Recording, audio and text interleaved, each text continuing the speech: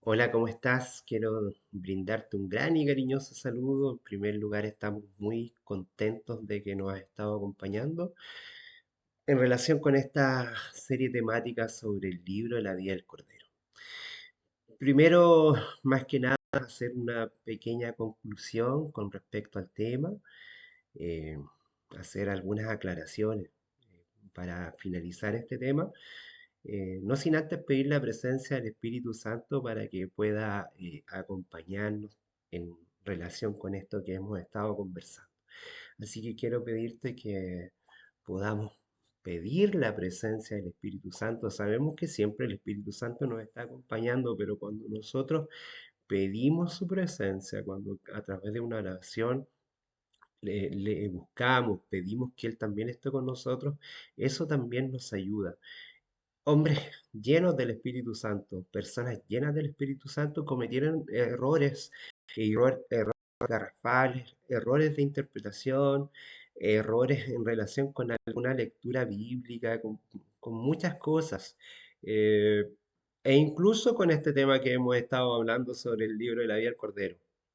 Por eso es que quiero que podamos orar porque nuestras intenciones también son muy honestas y muy buenas en el sentido de poder aclarar algo, no con el fin de provocar una controversia, sino que muchas veces lo que bien quería mencionar, hay personas que quieren ser parte de la iglesia de Cristo, quieren ser parte del cuerpo de Cristo y las iglesias les ponen obstáculos, les han puesto obstáculos y la gente cree de corazón que necesita bautizarse para ser inscritos en el libro de la vida del Cordero y a veces pueden pasar meses. Te puede pasar un accidente y no logras llegar al bautismo, la gente se complica, se muere. Es por eso que este tema de la aclaración. Pero vamos a orar primero para que entremos en dos o tres puntos aclaratorios, principalmente para finalizar el tema, que es un tema que da para mucho porque tiene que ver con Jesucristo, tiene que ver con la vida de Él, que el libro de su historia, más allá de que tu nombre y el mío estén inscritos en el libro de la vida en el libro de la vida del Cordero desde antes de la fundación del mundo, lo importante es que es la vida de Cristo que nos justifica. Así que vamos a poder orar, vamos a orar y pedir la presencia del Espíritu Santo para que podamos aclarar algunos puntitos frente a esto. Bien, Señor, te damos las gracias porque durante una serie de temas pudimos aclarar ciertos puntos, no con el afán de discutir, no con el afán de provocar una controversia entre el mundo cristiano, sino que simplemente porque también creemos que hay mucha honestidad de parte de muchos líderes cristianos llenos del Espíritu Santo que comprendido mal, han entendido mal o se han dejado guiar por la tradición y solamente hacen un rito porque desde su honestidad y desde lo que conocen lo consideran como algo verdadero. Y es por eso, Señor, que ha sido uno de los deseos de puntualizar el tema en relación con tu libro, el libro de tu historia, el libro de tu vida. Solamente eso, Señor. Así que agradecemos todo lo que tú nos has dado para compartir y a través de esta serie que pudimos presentar, fuimos enfocando distintos puntos. Todo te lo agradecemos, Señor, y darnos la posibilidad de ir terminando también con este tema para comenzar con un tema nuevo que tiene que ver con varios aspectos que nos gustaría seguir presentando y vamos a dejar una invitación en relación con eso. ¿Sí? Gracias porque tu Espíritu Santo nos lleva a toda verdad, a, a poder vivir en la justicia, a tener claridad del juicio. Y eso es lo más importante. Tu Espíritu está para darnos justicia, juicio, entendimiento, comprensión y verdad. Y la verdad que es conocerte a ti. Tú eres la única verdad. Todo lo agradecemos en los méritos de tu Hijo amado Jesús. Amén y amén. Bueno, hemos presentado una serie temática relacionada con el libro de la vida del Cordero. Y lo primero que tengo que mencionar, que ya en la oración y en el preámbulo de lo que estuvimos hablando lo manifesté en cierta medida. Y el primer punto es que hay muchas personas cristianas, líderes religiosos, pastores, reverendos, eh, ancianos de iglesia, presbíteros, que en esto que se ha hecho una tradición de cada vez que vamos a bautizar a alguien y lo introducimos, le introducimos en un lugar, en un bautisterio, en una piscina, en un río para bautizarlo y poder realizar el rito del bautismo, decimos para que tu nombre sea inscrito en el libro de la vida del Cordero. Ya durante esta serie de temas aclaramos que el libro de la vida del Cordero está antes de la fundación del mundo. No porque lo esté diciendo yo, lo vimos en varios pasajes, vimos que estaba primeramente nombrado ya desde el antiguo pacto, eh, Moisés lo nombra, Daniel lo nombra, Malaquías lo nombra, Daniel hace mención a este libro, David escribe salmos relacionados con este libro, y así también Jesucristo lo menciona y les dice al grupo de los 70, ¿cierto? Al grupo de los 70 que envió, que no tenemos claro si ya habían sido bautizados, si habían tenido algún tipo de rito, quizás ni siquiera ninguno de ellos había sido bautizado por los discípulos de Jesús, ni por Juan el Bautista, ni por nadie, pero el Señor los encomienda e incluso a sacar demonios, incluso a sujetar demonios para que no hicieran mal, pero lo más importante que les dice, agradezcan de que ustedes estén inscritos en el cielo, en el libro de la vida del Cordero. Y vimos que eh, en Apocalipsis 13 y en Apocalipsis 17, los dos en el verso 8, 13:8, 17:8, nos habla de que aquellos que están inscritos en el libro de la vida, que es un libro que está antes de la fundación del mundo. Aclaramos ese tema. Así que el punto que me gustaría tocar es que hay personas sinceras, verdaderos cristianos, llenos del Espíritu Santo, que con toda honestidad, así como hay gente que manipula las escrituras y que a lo mejor para ganar almas y robar ovejas de otras congregaciones, quizás llevar personas de una religión a otra, utilizan el concepto del libro de la vida del Cordero y están inscritos en el libro de la vida del Cordero porque su iglesia es la única verdadera. También hay gente honesta que lo cree o lo vive como un rito y lo vive como una tradición y se esfuerza y pone todo su entusiasmo en llevar a las personas a Cristo para que estén inscritos en el libro de la vida del Cordero. Por eso que quería hacer esa diferenciación, esa aclaración. Personas honestas, verdaderas, que al momento de ejecutar el rito del bautismo, ya sean pastores, líderes religiosos, ancianos de iglesia, presbíteros o personas que están autorizadas y ordenadas para realizar el rito del bautismo, lo hacen quizás porque así lo aprendieron solamente. Y lo dicen, pero con toda honestidad, con toda honestidad. Eso es un punto que me gustaría aclarar, porque también hay que señalarlo. No podemos decir que todo el mundo quiere manipular a otro. Eso no es así. Personas llenas del Espíritu Santo, e incluso en la Biblia se equivocaron grandemente, creyendo. Ahora quiero leerte una porción de la Escritura relacionada con algo que también quisiera puntualizar. Dios es tan grande, Dios es tan maravilloso que ha puesto a todos desde el libro de la vida y todos tenemos nuestro libro de la vida desde ser un embrión. Lo vimos cuando lo presenta David. Pero también hay muchas personas que no logran nacer o nacen fallecidos. Hay algunos autores cristianos que hacen mención de que Dios es tan grande, tan misericordioso, tan maravilloso, que a aquellas personas que no pudieron tener la oportunidad de criar a sus hijos, esos hijos recibirán la oportunidad de estar en la presencia de sus padres, pero principalmente lo más importante es la presencia de Jesucristo.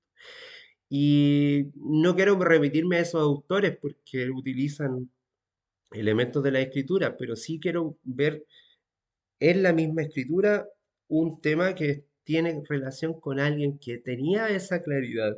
Y ese es David, una persona que había cometido un pecado, el adulterio de David con Betsabé, que muchas veces ponemos a Betsabé como la responsable o que lo tentó, pero recuerden que él era el que tenía el poder. Aquí había una relación dispar, una relación en la cual el poder estaba en el rey.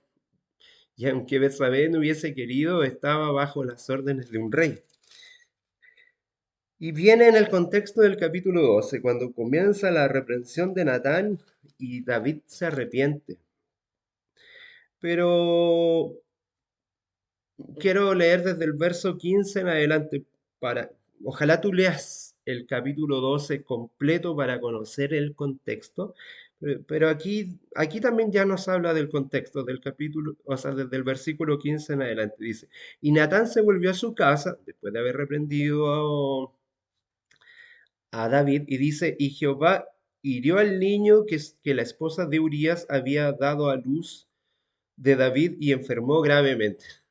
Esto es un mal entendimiento, por eso te digo, hombres verdaderos, sinceros, hombres como Samuel no entendía porque no tenía toda la revelación, porque la revelación verdadera de Dios es cuando Cristo estuvo en medio de nosotros.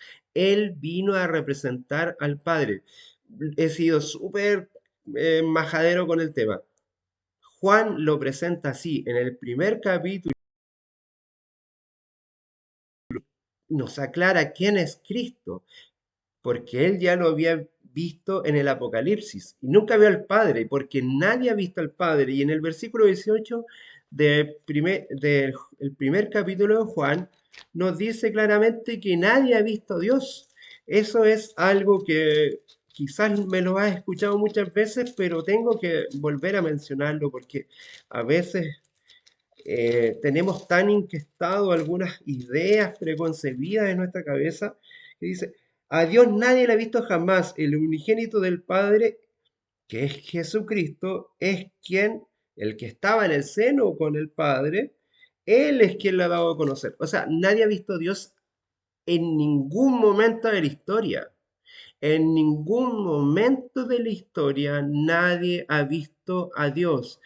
Todos los que creyeron ver a Dios, ni los ángeles. La revelación es tan clara y profunda y que ni siquiera los ángeles, ni los personajes más importantes de la Biblia, si tú puedes hacer un análisis, Abraham escuchó en un sueño a Dios, cuando se aparecen unos ángeles, cuatro seres como hombres, Moisés, Moisés, que a lo mejor tú puedes decir, con el dedo de Dios escribir las tablas. Es claro quién se le apareció a Moisés. Y voy a leer, mira, cuando Moisés es llamado en Éxodo capítulo 3. Voy a leer desde el versículo 1, pero pon el acento en el versículo 2 del capítulo 3. Dice, en el primer versículo dice, y apareciendo Moisés las ovejas de Jetro, apacentando Moisés las ovejas que tenía su suegro Jetro, que era un sacerdote de Madián, llevó las ovejas detrás del desierto y vino a Horeb, al monte Horeb, que era el monte de Dios. Y mira lo que dice aquí. Y le apareció, ¿quién? ¿Quién le apareció? En tu versión, ¿qué es lo que dice? En mi versión dice lo siguiente. El ángel de Jehová, Jesucristo, en una llama de fuego en medio de la zarza, y él miró y vio que la zarza ardía en fuego y la zarza no se consumía. Los mismos judíos que hablan de esta relación de Dios con Moisés no son capaces de reconocer que fue el ángel de Jehová. Cuando ya vemos a quien continúa a- o toma, digamos, eh, la posta, toma la función de Moisés, quien es Josué, también vemos que se le aparece un hombre y Josué le pregunta si era uno de ellos o estaba contra ellos. No quiero entrar en ese tema, pero es el ángel de Jehová. También él le hace una mención similar. Y puedes seguir leyendo, pero ¿a quién se le apareció? Es el ángel de Jehová quien se apareció en medio de una zarza que no se consumía. Siempre ha sido Jesucristo el que ha representado al Padre. Tú y yo tenemos una noción del Padre a través de lo que Jesús nos contó, quién era Dios y que nos contó cómo era un Padre. Antes no había una verdadera claridad de Dios, habían solo nombres para señalar los atributos de Dios. Yahweh, Elohim, Yahvé, Adonai, etcétera, etcétera, etcétera. Solo atributos para llamar lo que ellos consideraban Dios. Pero siempre el que se reveló, y puedes hacer una lectura completa de cada uno de los personajes bíblicos y te darás cuenta que el que se reveló fue el ángel de Jehová. El que se reveló fue Jesucristo mismo. Siempre fue Jesucristo. Y te lo dice Juan, el último de los profetas, quien estuvo en visión en medio del cielo y que vio a Jesucristo, incluso lo ve como un anciano de días, lo ve con un poder extraordinario ya a Jesucristo de otra manera, pero nunca habla de haber visto al Padre. Y algunas personas se atribuyen hoy en día a haber visto a Dios. Y el último de los profetas aclara que nadie lo ha visto.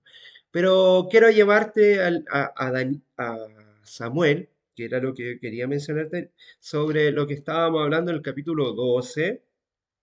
Dice, y Natán se volvió a casa y Jehová hirió. Nunca Dios actúa de esa manera. Nosotros a través de la revelación de Jesucristo, como dice Hebreos capítulo 1, desde el versículo 1 al 4, nos damos cuenta que Dios quiso hablar de muchas formas, de muchas maneras, por intermedio de todos los profetas, pero ahora nos habla a través de Jesucristo y Jesucristo nos aclara quién es el Padre. Y como Él representa al Padre, tú tienes que mirar cómo actúa Jesucristo con las personas. El nombre de Jesús significa, al igual que, porque viene de la derivación del nombre de Josué, es Dios salva. Dios siempre salva, Jesús siempre salva, nunca condena. Y salva desde antes de la fundación del mundo, porque ya conocía que en su creación sabía que el hombre podía pecar y ya tenía un plan de salvación para él. Pero quiero llevarte al tema que es lo que quiero puntualizar. Dice que enfermó gravemente el hijo de David, e incluso dice de la esposa de Urías, Betsabé. Entonces David rogó a Dios por el niño y ayunó David y entró y pasó toda la noche acostado en tierra, postrado en tierra, adorando a Dios para que se provocara un milagro. Y aconteció que al séptimo día murió el niño y los siervos de David temían hacerle saber que el niño había muerto. Pero David se da cuenta, si tú miras y lees estos versículos del 15 en adelante, dice en el 19, mas David viendo a sus siervos hablar entre sí, él comprendió, entendió que el niño había muerto. Y mira lo que pasa en el versículo 20. Entonces David se levantó de la tierra y se lavó y ungió y cambió sus ropas y entró a la casa de Jehová, entró al templo y adoró. Y después vino a su casa y pidió que le pusieran pan y comió. Entonces, después de todas estas actitud de adoración de David, de ruego, de postrarse en tierra, cambia abruptamente la actitud de David y en el verso 21 dice, sus siervos un poco impactados con lo que había pasado, ¿qué es esto? Le preguntan, ¿qué es esto que has hecho? Viviendo aún el niño, cuando el niño estaba ayunando, ayunabas y llorabas por él.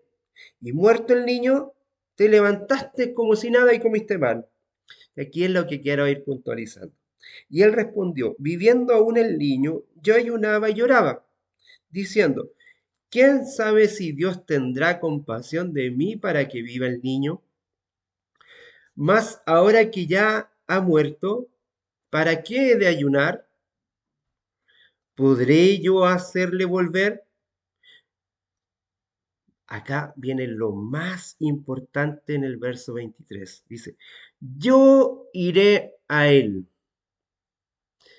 Cuando baje al descanso, cuando David, sabiendo que en algún momento, si antes no venía el Mesías y se cumplía la promesa y él iba a estar en el cielo, dice que yo iré a él, mas él no volverá a mí, pero me encontraré con él, me encontraré con él en el cielo, con mi hijo. No solamente me encontraré con Jesucristo, sino que seré yo el que iré a Él. Yo iré al cielo en algún momento, en algún momento cuando vuelva Cristo, en lo que tú crees, ¿cierto? A lo mejor cuando baja el descanso y tu alma va al cielo. Yo tengo otra postura, pero no quiero discutir de eso, pero lo que está diciendo es que podré verlo. Dice, yo iré a él, mas él no volverá a mí. Y consoló David a su esposa con esta creencia, a su esposa Betsabé, versículo atrás dice la esposa de Urías, y entrando a ella, durmió con ella y dio a luz un hijo y llamó su nombre Salomón, al cual amó Jehová. Bueno, sabemos que los escritores bíblicos tienen algunas falencias porque solamente se movían en base a lo que el Espíritu Santo podía trabajar en ellos, solamente. Samuel, un hombre lleno del Espíritu Santo, primero, fue profeta del Señor, presentó profecías, dio mensajes, fue el profeta de Saúl, de los reyes, de lo que podía pasar, le iba presentando mensajes. Fue un juez de Israel, y también fue un sacerdote. Tres funciones importantísimas. Un hombre lleno del Espíritu Santo que en muchos aspectos, a pesar de estar lleno del Espíritu Santo, se equivoca profundamente y escribe profundamente de manera equivocada.